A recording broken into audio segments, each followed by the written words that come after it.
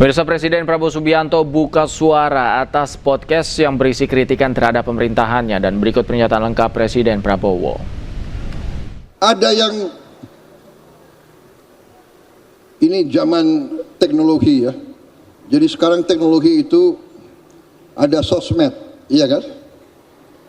Sosmed ini baik, tapi ada juga kadang-kadang bahayanya. Dengan banyak podcast, banyak pakar itu bicara asal bicara. Jadi saya lihat ada pakar-pakar yang selalu mengerti pikirannya Prabowo Subianto.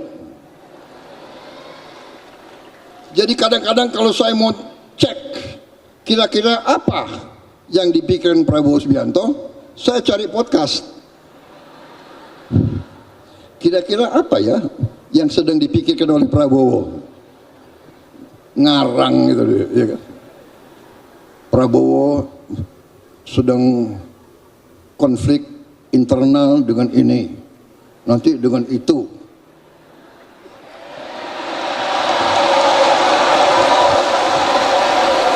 Senengnya rame, gaduh, padahal nggak ada, saudara-saudara. Jadi, saudara-saudara, yang saya katakan tadi, pakar-pakar geopolitik mengatakan bangsa Indonesia ini akan menjadi bangsa keempat terkaya di dunia.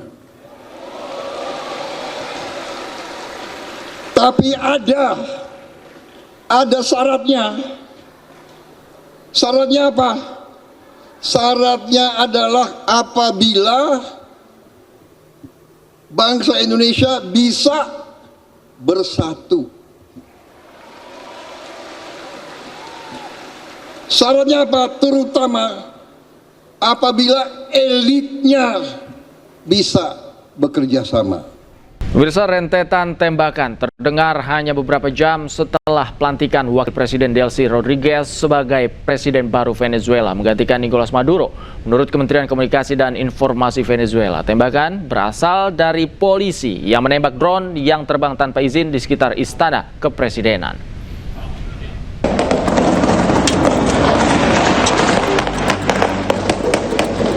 Rentetan tembakan terdengar hanya beberapa jam setelah pelantikan Wakil Presiden Delcy Rodriguez sebagai Presiden baru Venezuela menggantikan Nicolas Maduro yang ditangkap Amerika Serikat pada Senin malam.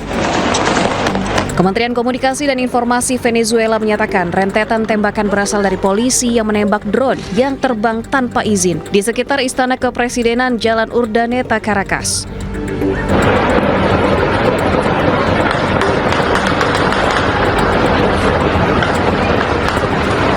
Penembakan di dekat istana ini berlangsung 2 hari usai Amerika Serikat membombardir ibu kota Caracas dan menangkap Maduro beserta istrinya.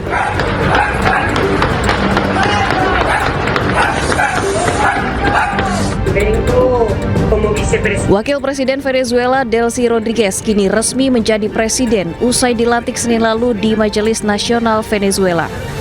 Pengucapan janji Rodriguez diawasi langsung Presiden Majelis Nasional. Di hadapan Badan Legislatif, Rodriguez menyampaikan penolakan atas serangan ke Caracas dan penculikan Maduro bersama istrinya Cilia Flores. Upacara pelantikan Rodriguez berlangsung bersamaan saat Maduro menghadapi dakwaan dalam persidangannya di New York. Sementara itu, pemirsa, Dewan Keamanan PBB yang beranggotakan 15 negara menggelar pertemuan di markas besar PBB di New York, Amerika Serikat beberapa jam sebelum Maduro menjalani sidang di Pengadilan Federal Manhattan atas berbagai tuduhan. Terkait hal itu, Sekretaris Jenderal PBB Antonio Guterres menyampaikan kekhawatiran soal peningkatan ketidakstabilan di Venezuela menyusul penangkapan Presiden Nicolas Maduro oleh Amerika Serikat. Remain deeply concerned that rules of international law have not been respected with regard to the 3 January military action.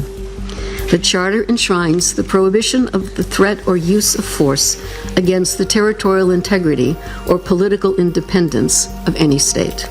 I am deeply concerned about the possible intensification of instability in the country.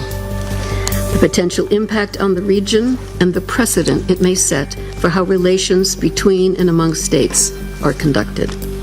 I call on all Venezuelan actors to engage in an inclusive, democratic dialogue in which all sectors of society can determine their future. This entails the full respect of human rights, the rule of law, and the sovereign will of the Venezuelan people. Pemirsa, di depan Pengadilan Federal Amerika Serikat, Presiden Venezuela Nicolas Maduro menyatakan dirinya tak bersalah atas seluruh dakwaan narkotika. Sementara dunia internasional mempertanyakan langkah Amerika Serikat yang menangkap presiden negara lain.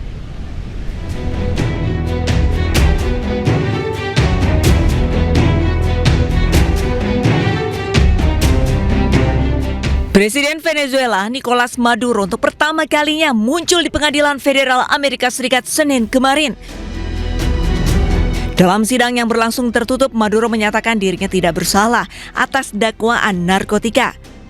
Maduro juga tegaskan dirinya masih presiden Venezuela dan ia adalah tahanan perang.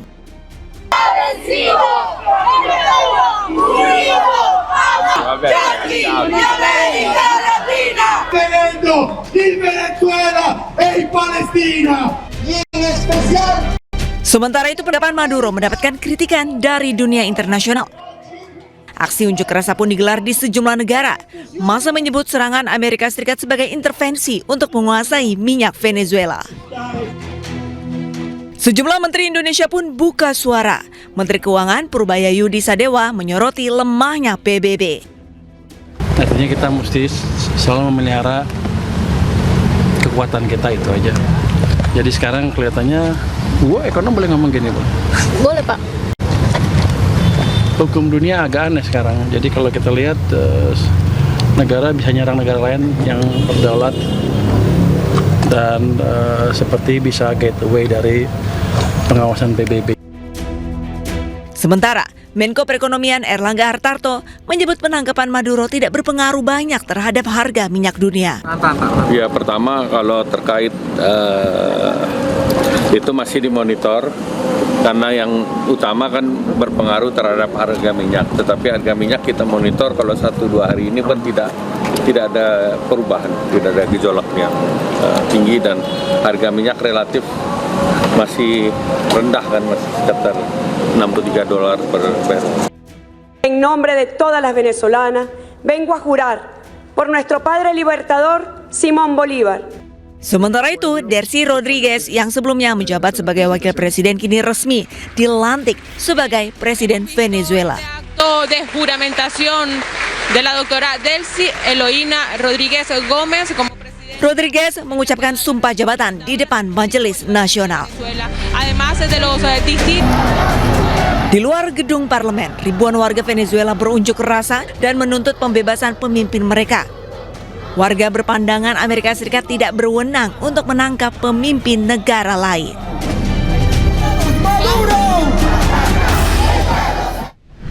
Sementara itu, Guru Besar Hukum Internasional Universitas Indonesia Hikmahanto Juwana menilai penahanan dan penangkapan Presiden Venezuela Nicolas Maduro oleh Amerika Serikat tidak adil. Sebagai seorang presiden, Nicolas Maduro memiliki imunitas atau kekebalan dan tidak boleh diadili di negara lain. Maduro mengatakan bahwa saya ini masih presiden loh, saya harusnya punya imunitas. Karena apa? Secara hukum internasional, ya memang dia punya imunitas, dia punya kekebalan. Dia tidak boleh diadili di pengadilan negara lain, begitu. Nah, kalau misalnya Amerika Serikat memang menghendaki Maduro untuk dihadirkan ke pengadilan di New York, maka seharusnya dia harus bekerja sama dengan polisi setempat, gitu kan? Polisi setempat lah yang kemudian akan menghadirkan Maduro ini dengan proses ekstradisi misalnya itu. Nah, kita sebenarnya bertanya juga ke Amerika Serikat, kalau kita tahu Netanyahu melakukan suatu kejahatan genosida di Gaza, lalu diminta sekarang sama International Criminal Court, kenapa kemudian polisi misalnya Israel tidak menghadirkan? Atau perlu misalnya Israel dilakukan kayak Venezuela ini terus kemudian Netanyahu dibawa ke ICC, ya kan? Pasti Amerika Serikat akan mengatakan, oh ini melanggar hukum internasional. Tapi kalau dia yang melakukannya, seolah-olah bisa diabaikan hukum internasional. Ini yang dunia melihat ini tidak fair. Maka ada demo-demo di Venezuela yang menginginkan agar Maduro dikembalikan. Bahkan tidak hanya di Venezuela, tetapi juga di sejumlah negara. yang menganggap bahwa tindakan Amerika Serikat ini seperti diktator. Serangan Amerika Serikat ke Venezuela menuai kecaman luas di seluruh dunia. Gelombang protes atas penangkapan Nicolas Maduro meluas hingga ke Brazil dan India.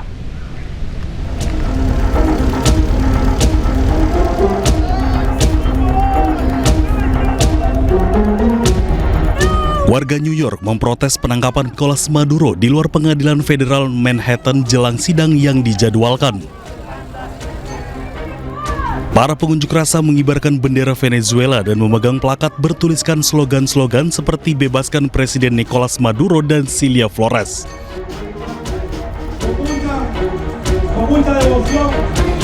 Di Venezuela, ribuan pendukung berkumpul di Caracas untuk menuntut pembebasan segera mantan Presiden Nicolas Maduro yang ditangkap oleh pasukan Amerika Serikat.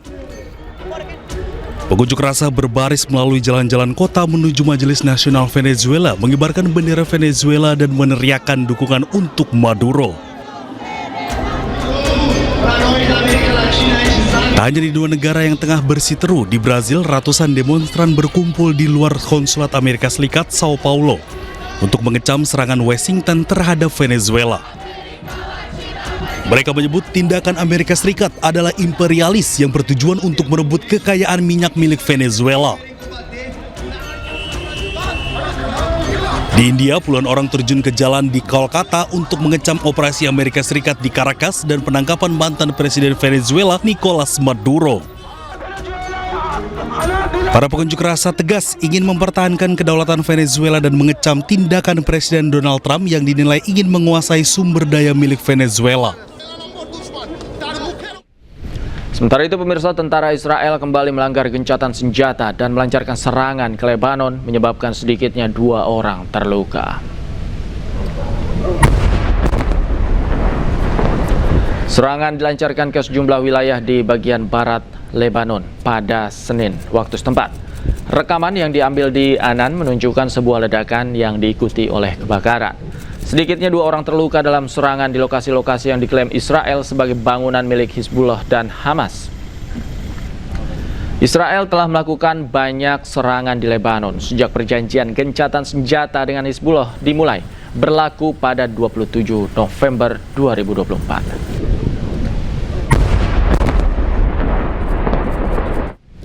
Sementara itu, warga Palestina di jalur Gaza Selatan kembali berduka. 4 warga termasuk seorang anak tewas dalam serangan terbaru Israel di Khan Yunis.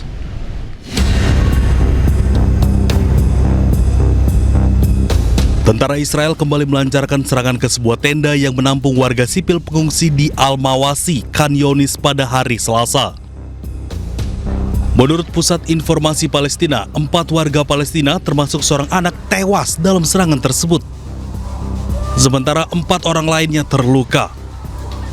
Tentara Israel mengklaim serangan ditargetkan untuk teroris Hamas yang berencana melakukan serangan teror yang akan segera terjadi terhadap pasukan IDF yang beroperasi di jalur Gaza Selatan.